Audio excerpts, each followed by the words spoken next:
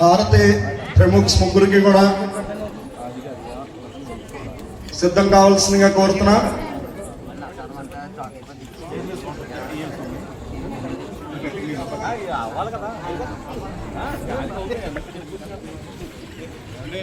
భారతీ ప్రముఖ ముగ్గురు కూడా చాలా తలపాగా ధారణ చేసి మీ యొక్క స్థానాలలోకి రావాల్సిందిగా కోరుచున్నాం. హిందూ సామ్రాజ్య యోధుడైన శ్రీ పురస్కరించుకుని ప్రతి సంవత్సరం కూడా మన నరసాపురంలో అద్భుతమైనటువంటి ర్యాలీ కార్యక్రమం చేసేవాళ్ళం. కానీ ఈ సంవత్సరం ఇంకా విశేషంగా చేయాలి. భక్తులందరినీ కూడా, హిందూ సోదర సోదరీమందరినీ కూడా, ప్రతి ఒక్కరిలో కూడా ఆ శివాజీ యొక్క చరిత్రను ప్రతి ఒక్కరికి కూడా తెలియజేయాలి అనేటటువంటి ఉద్దేశంతో ఇక్కడ విశ్వ హిందూ పరిషత్, బజరంగల్ మరియు ఛత్రపతి శివాజీ మరాఠా మండల్ నరసాపురం వారిచే చక్కగా శివాజీ గారికి, అదేవిధంగా ఆ గోదావరి మాతకు కూడా హారతి కార్యక్రమాన్ని ఈరోజు మనం ఇక్కడ నిర్వహించుకోబోతున్నా. చక్కగా పూజా కార్యక్రమం అనంతరం ఆ ఛత్రపతి శివాజీ గారి యొక్క వైభవాన్ని కూడా మనం వినబోతున్నాం.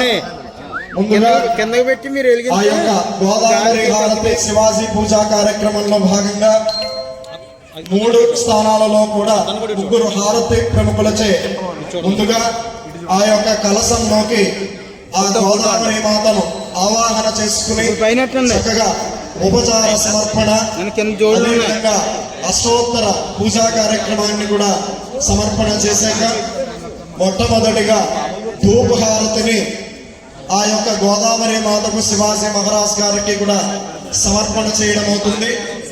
అనంతరం గోదావరి మాతకు ఏకహారతిని కూడా సమర్పణ చేయడం అవుతుంది. ఏకహారతి అనంతరం నక్షత్ర హారతిని కూడా మనం సమర్పణ చేయడం అవుతుంది. నక్షత్ర హారతి అనంతరం కర్పూర హారతిని కూడా సమర్పణ చేయడం అవుతుంది. సరిగ్గా హారతి ప్రారంభమయ్యే సమయానికి చక్కగా ప్రతి ఒక్కరూ కూడా లేచి ఆ యొక్క చప్పట్లను కొడుతూ ఆ యొక్క ధ్వనిని చేస్తూ చక్కగా హారతి కార్యక్రమాన్ని మనంతా కూడా నిర్వహించుకుందాం. మన నరసాపురంలో పుష్కరాల తర్వాత మొట్టమొదటిసారిగా జరగబోతున్న అద్భుతమైనటువంటి ఈ హారతి కార్యక్రమాన్ని మరికొద్ది నిమిషాలలో ప్రారంభం చేస్తున్నాం.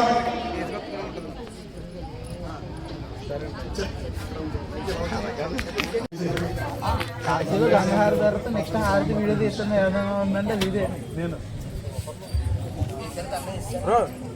కాశీలో గంగాహార తర్వాత నెక్స్ట్ హారతి వీడియో తీసి కాశీలో కూడా తీసాను వీడియో. మీరు నాతో వచ్చారనుకో తీసుకెళ్ళిపోతాం జాగ్రత్తగా. చక్కగా అందరూ కూడా కార్యక్రమాన్ని జిమ్మడిలాగా అవుతాను. నాతో సైకిల్ మీద వచ్చేది, నాతో సైకిల్ మీద వచ్చేది జిమ్మడిలో తయారు చేస్తాం. కార్యక్రమాన్ని ప్రారంభం చేద్దాం. ఎవరు గుర్తుపడరు కూడా. చక్కగా మీ యొక్క చెప్పులు తీసేసేయండి. ఛత్రపతి శివాజీ మహారాజ్ కి అందరూ ఓంకారం చెప్పుకుని ఈ కార్యక్రమాన్ని ప్రారంభించండి. అందరూ నడుము నిటారుగా పెట్టుకోండి, చేతులు చిన్మయ మంత్రంలో పెట్టుకోండి, కళ్ళు మూసుకుని శ్వాస తీసుకోండి. 3 సార్లు ఓంకారం అందరం బయటికి చెప్తాము. బ్రహ్మనాథ్ అంటాను, అందరూ కూడా కలిపి చదువుకుందాం. అందరూ కళ్ళు మూసుకోవాలి. బ్రహ్మనాథ్.